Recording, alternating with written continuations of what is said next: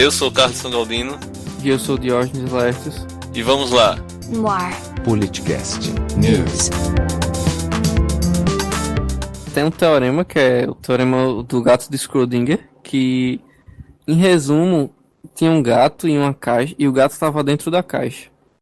E o pessoal não sabia se aquele gato estava vivo ou morto. Isso aí iria depender da situação. Por exemplo, você poderia abrir a caixa e matar o gato. O gato está na caixa com um veneno mortal, né, que precisa ser inserido nele e você não sabe se foi inserido ou não.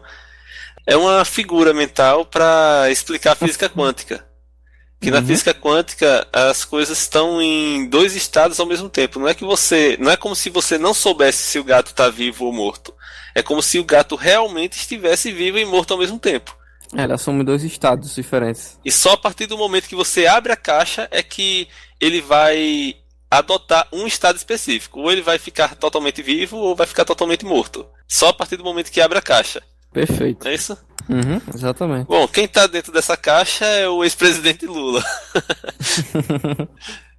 Ele assumiu o ministério lá da Casa Civil. Ele é o ministro, mas não pode exercer por conta de liminares e mais liminares. Enfim, o que temos de novidades nisso é que, primeiro, a defesa do Lula questionou a decisão de Gilmar Mendes de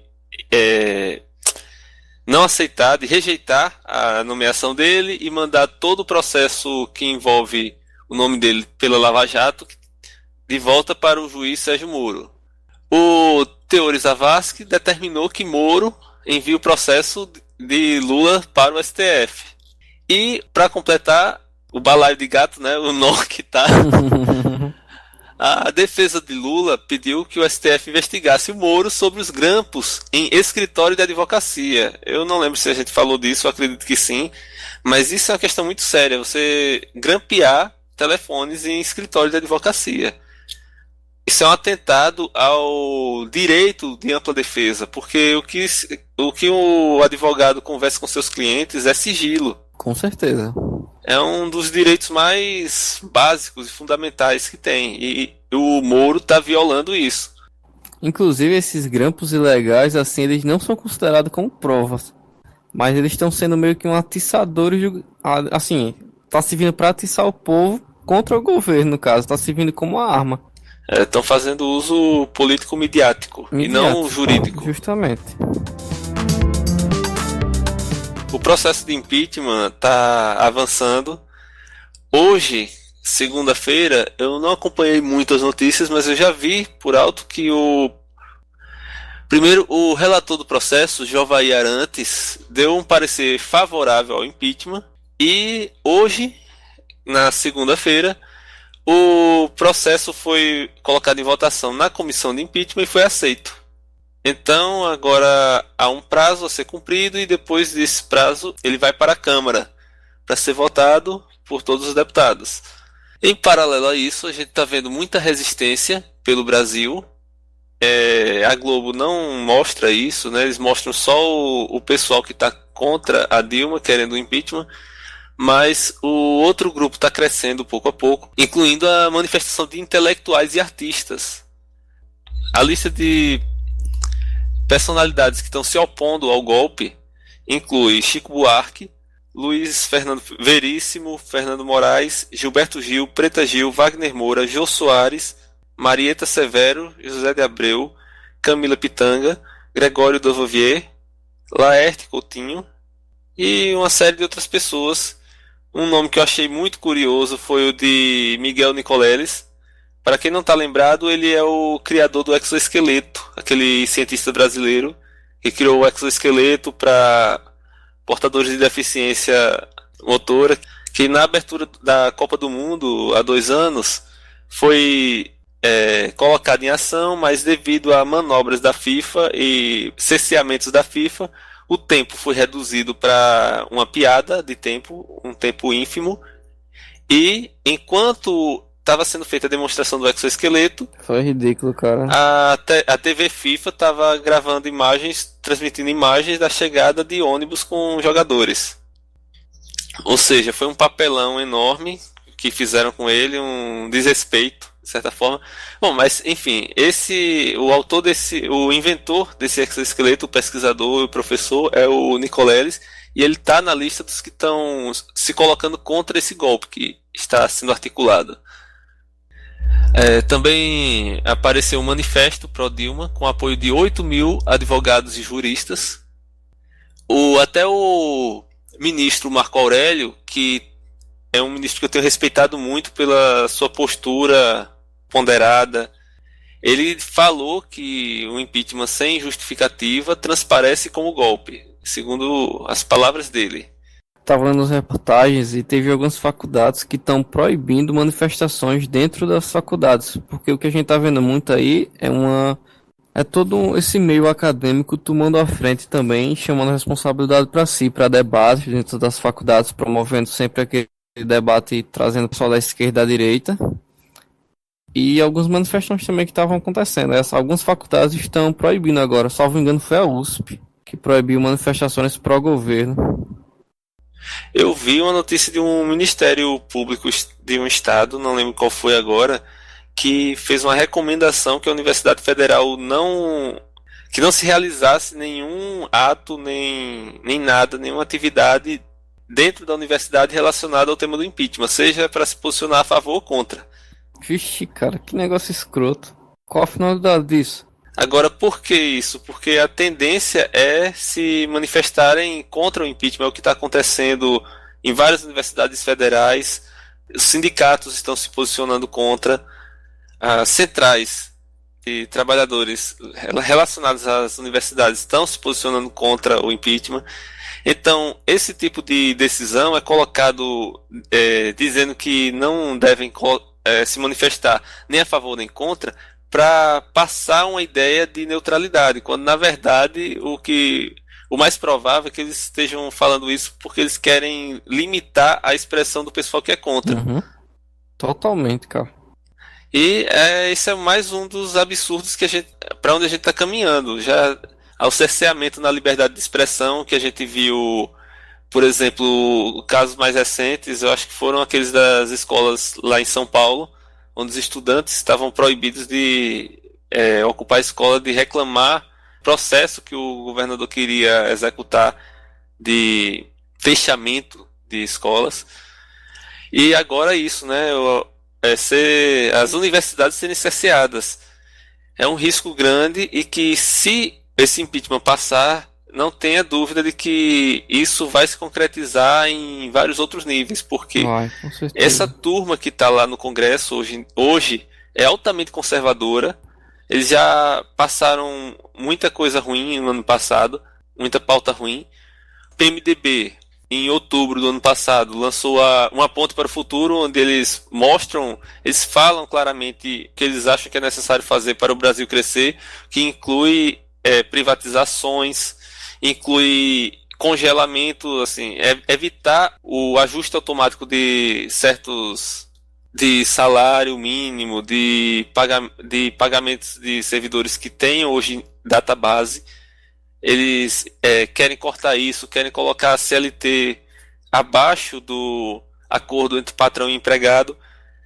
Mas, enfim, e as arbitrariedades que a gente está vendo, né, o autoritarismo, tanto os sintomas que a gente vê por parte do Estado, como da própria população e sua vigilância, que essa turma insatisfeita, essa turma do antipetismo, eles vão continuar agindo e isso vai se tornar uma coisa muito ruim. Tem muitos movimentos autoritários nasceram justamente desse jeito, com a classe média revoltada e falando cegamente nas ruas e alguns espertos manipulando essa turma.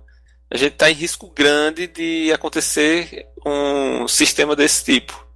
Por mais cômico que pareça, justamente na era da informação, o acesso à informação é tão amplo e disponível, mas isso coincide com a época em que a humanidade tem menos tempo para se dedicar a outras coisas, né? Ela está com maior tendência a ficar bitolada, só em trabalho. Bom, resumindo o impeachment como ele está, né? A gente tem um pedido de impeachment que foi aceito por vingança pelo Eduardo Cunha, justamente na época em que o PT liberou a bancada para votar a cassação do tal deputado. Temos uma comissão para tratar do impeachment, onde 40 dos 60 e poucos membros estão sendo investigados na Lava Jato. Tudo isso para tirar uma presidenta sobre a qual não pesa nenhuma acusação de crime desse tipo. Ela não está sendo investigada na Lava Jato. A única coisa que eles estão alegando é pedalada fiscal, que é algo que é praticado por muita gente. No entendimento do Tribunal de Contas da União, até um tempo atrás, era uma prática normal. De uma hora para outra mudam as regras e querem tirá-la, destituí-la do cargo, que é uma punição extrema, não a ela somente, mas uma punição aos brasileiros, porque vai se tirar um representante, um governante legitimamente eleito. Pelo voto popular. Exato. É uma coisa muito séria. Aí um monte de gente que está sendo acusada de corrupção estão querendo tirá-la por essa razão. E o mais intrigante que aconteceu recentemente foi o caso da Janaína Pascoal, que é um dos autores do processo de impeachment que está sendo tratado. Ela, em um ato na universidade a favor do impeachment. Nesse encontro nessa universidade, a Janaína simplesmente pregou de maneira muito conservadora. Muito exaltada. Muito exaltada, justamente. Fazendo muito exaltada, e o que nós vemos é que muitas vezes a religião está influindo muito na política. O que não deixaria acontecer, mas só que está ficando cada vez mais radical e extremista. Buscando cada vez mais disseminar, dividir em grupos, tá ficando uma coisa louca. E o papel que essa Janaína prestou foi ridículo. Na internet o pessoal tá compartilhando, tá criticando muito. Há os que apoiem, porque hoje grande parte dos ministros também, dos deputados, não, são conservadores, cada vez mais está entrando uma maioria conservadorista. E a tendência é que esse movimento só aumente aí. Pois é, e ela é um dos autores do impeachment, que eu tô reforçando, né? É absurdo, cara. A pessoa com a opinião daquela. Eu vi uma notícia aqui, vocês lembram de uma aluna que em 2010 criticou eu acho que foi durante as eleições, fez comentários racistas com os nordestinos. Lembro. E foi processada. A Janaína Pascoal defendeu essa pessoa, né, o direito dela falar assim, dizendo que o PT foi que promoveu essa polarização entre o pessoal do Nordeste e o pessoal do Sul. Então a aluna não teria culpa. Ou seja, esse ódio, essa postura estranha dela não é de hoje. Cara, é absurdo isso. A grande imprensa, o vulgo partido da imprensa golpista, está assim, agindo de uma forma desesperada para tentar fazer com que esse impeachment saia. Por quê? Caso não saia, ela vai ter prestado um papel horrível. Assim, toda essa rede de farsa que a grande imprensa, atente para o detalhe que são pouquíssimas famílias entre as famílias mais ricas do Brasil, umas de 3 a 5 famílias que detêm o grosso do poder de mídia no Brasil. Aí toda essa farsa que esse grupo construiu usando suas empresas de mídia vai ficar clara para a população, vai acabar sendo revelada. Então eu acredito que eles estão com medo disso e por isso estão exagerando assim ainda mais. Eles estão desesperados para tentar conquistar a opinião das pessoas para que elas adiram essa onda de impeachment. A revista Isto É chegou a publicar na capa Dilma Destemperada. Você viu isso, Diógenes? Cara, viu, olha, Isto É, abriu não, no caso a Veja, nem olho mais. Eu só vi matérias a respeito, né?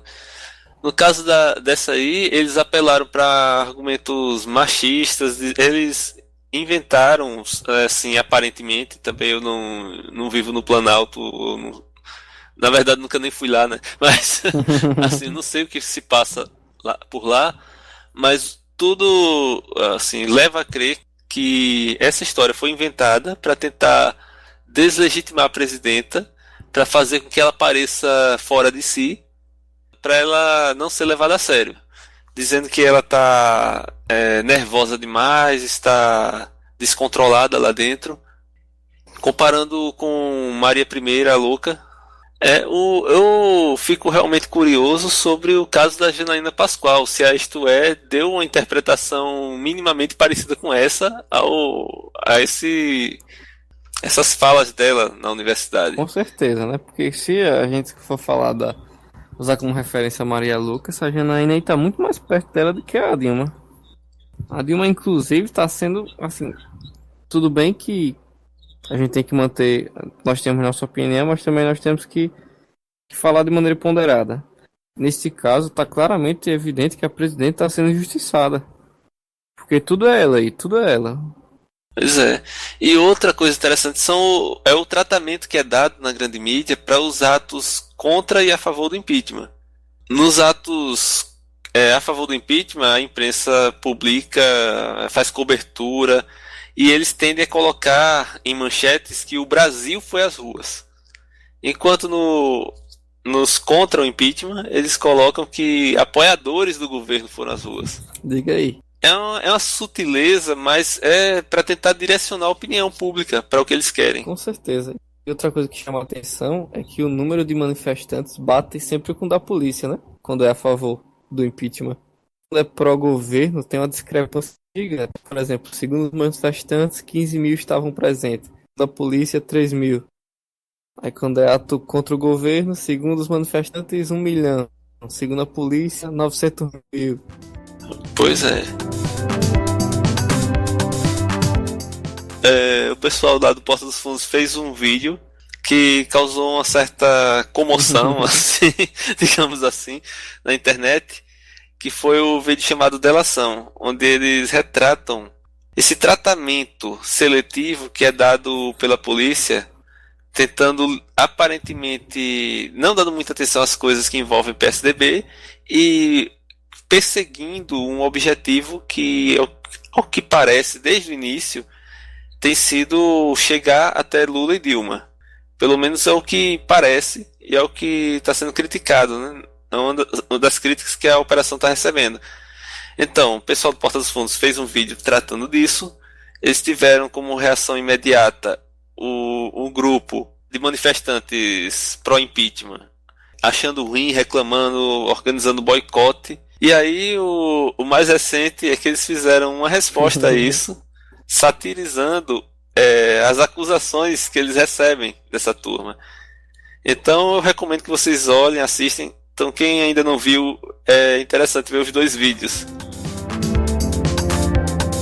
Já faz um tempo que isso foi noticiado, mas a gente terminou não colocando na pauta do Politicast News por conta até de toda essa movimentação, essas novidades em relação ao impeachment e golpe, que só para fechar essa questão, não tem como não caracterizar como golpe, desde da forma como ele foi, como esse processo de impeachment foi iniciado, não esse processo especificamente da Janaína Pascoal e Hélio Bicudo, mas esse movimento pelo impeachment, que nasceu desde 2014, ele não tinha nenhum argumento ainda, mas já estava procurando o impeachment, catando um argumento para usar para poder acontecer o impeachment. Então, eu não sei o que define mais golpe do que isso, essa característica, juntando a controvérsia de pedalada fiscal ser usado como um crime de responsabilidade, né? Ser citado como crime de responsabilidade. Então, Miriam Dutra era uma jornalista da Rede Globo e ela era contratada da Rede Globo, estava em outro país por vários e vários anos, só que ano passado acabou o contrato e ela se viu à vontade para revelar o que ela gostaria de dizer sobre o ex-presidente Fernando Henrique Cardoso. Bom, primeiro, na época que o Fernando Henrique era presidente, ela cobria notícias assim relacionadas à política e ela acabou se envolvendo com o Fernando Henrique, tendo um caso com ele, um caso extraconjugal. Disso aí resultou um filho, que o Fernando Henrique afirma não ser dele, inclusive fez 2 exames de DNA, só que esses exames são controversos porque a Miriam não teve controle sobre esses exames, o próprio Fernando Henrique que encaminhou para as clínicas, enfim. O que ela revela é que o Fernando Henrique enviava dinheiro, cerca de $3.000 por mês, para ela, por meio da empresa Brasif, que era uma empresa que doou dinheiro para a campanha do Fernando Henrique em 1998, e ela tinha contrato para tratar de lojas que ficam em aeroportos, lojas de importados, se eu não me engano, ou de eletrônicos. Bom, quando ela falou, a Globo disse que não sabia de nada sobre isso, sobre eles dois, mas o que ela diz é que ela teve que sair do país, praticamente ela foi exilada lá fora, para evitar riscos à imagem do Fernando Henrique, porque era a época em que iriam começar os trabalhos pela reeleição. Agora, o engraçado é que a parte que ela se sentiu à vontade depois de tantos anos para falar sobre isso, né? Ou seja, acabou a mamada dela lá e simplesmente vou abrir a boca. Aparentemente foi isso. Que ela disse que o contrato de exclusividade fazia com que ela se sentisse, né, obrigada a manter sigilo. Muito estranho. Não sei, né? Suspeito. E um trecho interessante a respeito do assunto, né, eu achei no Viomundo, que eles colocaram: quando a investigação é sobre o barco de lata de Dona Marisa Letícia, ou sobre o número de caixas de cervejas que Lula levou para um sítio em Atibaia, é combate à corrupção, mas investigar remessas de dinheiro via paraíso fiscal feitas por uma concessionária do governo, a mando de um presidente da República para manter um amante de bico fechado com o apoio da TV Globo e da Veja, Normal, é uso político. Aparentemente o que é normal é tudo aquilo que não está na mídia, né? Ou seja, os próprios políticos são os que detêm o poder, a influência de colocar ou não aquilo na mídia. Muitas vezes eles são donos das emissoras de televisão regional, controla o que entra, o que não, que vai ser exibido, o que não vai. Com certeza que é uma coisa até vetada pela Constituição, mas que na prática eles não seguem. Não segue nem um pouco. Bom, outra coisa bem quente, um tema bem quente e atual, são os Panama Papers. Houve um vazamento aí de informações sobre empresas offshore mantidas por Uma galera da fé, né? muita gente do mundo inteiro. Leonel Messi. Bom, em resumo, Panama Papers é um conjunto de 11,5 milhões de documentos confidenciais da autoria da Sociedade de Advogados Panamenha Mossack Fonseca, que oferece informações detalhadas de mais de 200 mil empresas de paraísos fiscais offshore.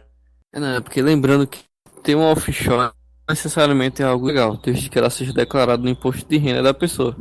Porque normalmente quando o pessoal assimila offshore, ele assimilando aquilo ali, alguma coisa legal e tal. Não necessariamente. Um offshore é uma empresa que é criada num paraíso fiscal. A propriedade dessa empresa é nebulosa, não é clara, e a pessoa que criou pode movimentar, né, essa empresa, mas não necessariamente precisa revelar a sua propriedade. Então, você ter um offshore não é um crime por si só que, como o Diógenes falou, tem que ser declarado imposto de renda. A Receita tem que saber dela. E por conta dessa forma às escondidas com que offshores funcionam, né, como offshores funcionam, elas são muito utilizadas para acobertar crimes, ou para lavagem de dinheiro, sim, recebido de propina, de tráfico, de N tipos de crimes que aconteçam. Pagamento de direito de imagem de jogador. Ou para sonegação fiscal. A pessoa recebe dinheiro lá fora e não precisa declarar aqui, entre aspas, né? Não se sente obrigada. Tipo o caso do Lionel Messi. Pois é, aí temos essa quantidade absurda de offshores que foram identificadas. Elas estão sendo reveladas aparentemente aos poucos.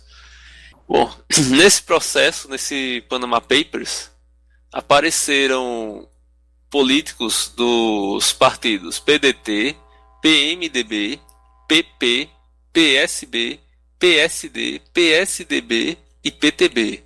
Não apareceu o PT, curiosamente, né, que é o causador de toda a corrupção do mundo, ó, que terrível. Não apareceu. Mas lembrando que aparentemente essa divulgação está sendo aos poucos, então isso pode ser uma situação provisória, pode ser que apareça mais para frente. Sei que até agora não apareceram. E o de interessante que apareceu foi o Joaquim Barbosa, né? A offshore dele foi utilizada para adquirir um apartamento nos Estados Unidos, ao que tudo indica, para, no mínimo, reduzir os impostos que ele teria que pagar. Nesse caso, ao que tudo indica também, a operação não foi necessariamente ilegal, mas ela é moralmente bastante questionável. No mínimo, né? Pela índole dessa pessoa, porque ele chegou a ser um ícone no Brasil. Todo mundo, assim, que você perguntar, sabe quem ele é, sabe ao menos pelo que ele lutava. E tá envolvido em um escândalo desse, assim, mesmo que não seja comprovado ao final, que sim ou que não, mas querendo ou não, vai ferir a imagem dele também. Bom, como vocês podem ter observado também, muitos jogadores estavam nessa lista do Panama Papers aí. Alguns famosos como o Lionel Messi, tivemos alguns jogadores também da Bolívia. E tem uma reportagem da BBC que traz como cada país está sendo afetado pelo Panama Papers. Não necessariamente o país, porém representantes dele. Por exemplo, um jogador de futebol famoso boliviano também estava envolvido.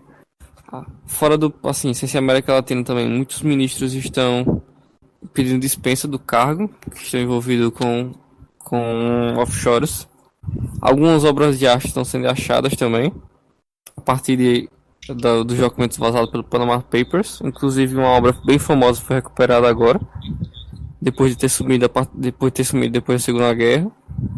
Eu não me recordo o nome, porque é um pouquinho difícil em italiano, mas tinha uma matéria da BBC bem interessante.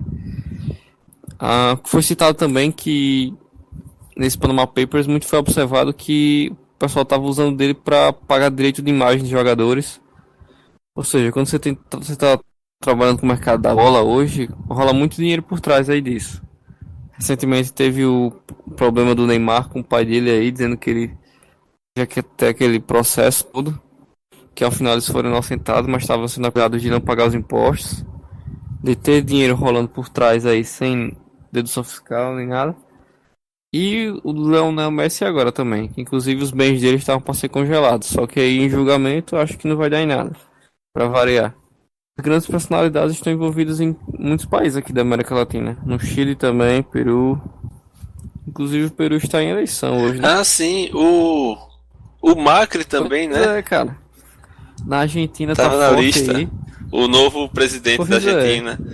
Tem pessoas muito próximas a certos governantes. Eu vi que tinha gente próxima ao Justamente. Putin Não na necessariamente, lista. por exemplo, o Putin não necessariamente estava diretamente envolvido. Só que as duas pessoas que estavam envolvidas não teriam aquele patrimônio para alcançar o que elas alcançaram. Elas teriam que ter recurso Putin. Aí quer dizer que ele está indiretamente ligado a elas. Só que é culpado também. Só que é aquilo, né? Bom, é isso. Será que a gente está vivendo uma regularização desses paraísos fiscais que estão aí pelo mundo? Teve aquela lista lá do Swiss Leaks, agora teve Panama Papers. Se isso for uma tendência, vai ser muito bom, né? Para tentar frear mais essa elite mundial que fica arrecadando dinheiro, sonegando, reclamando de impostos quando não pagam. Que é o caso clássico do Brasil, onde é um dos países onde as camadas mais ricas menos pagam impostos no mundo. E ainda assim eles vivem reclamando de impostos. Eu espero que isso seja uma tendência. Algum recado final, Diógenes? Bom, pessoal, meu recado final seria que são todo esse processo de impeachment que tá havendo aí. Aí uma coisa que eu me perguntei durante a semana foi o seguinte: eu como eleitor, eu como cidadão brasileiro, o que eu posso fazer para influenciar ou não no processo de impeachment? Temos os deputados que estão votando lá, beleza, só que aparentemente eles não estão representando o desejo do povo, o desejo das massas. Aí o que acontece? Estariam eles pensando no bem do país, no bem do povo, ou estariam eles agindo em conjugado com outros grupos, em favorecimento de outros? Tem só um ponto aí, né? Que esse de representar o desejo do povo, a mídia tá forçando o máximo que pode para transformar o desejo dela no desejo do povo. Justamente, a mídia, como sempre, modeladora de pensamentos aí. Pensamentos não, né? Modeladora de Comportamentos. de comportamentos, é. Então é isso aí. A gente fica por aqui hoje. Lembre-se que política faz parte da vida. Vamos tentar defender a democracia. Quando vocês estiverem ouvindo esse episódio, talvez já tenha tido alguns avanços assim, relevantes nesse quesito do impeachment, mas infelizmente, né, a gente gravou hoje e aí qualquer coisa que aconteça mais a gente fala depois. Essa política faz parte Perfeito. da vida. E até a próxima. Valeu, galera, até mais.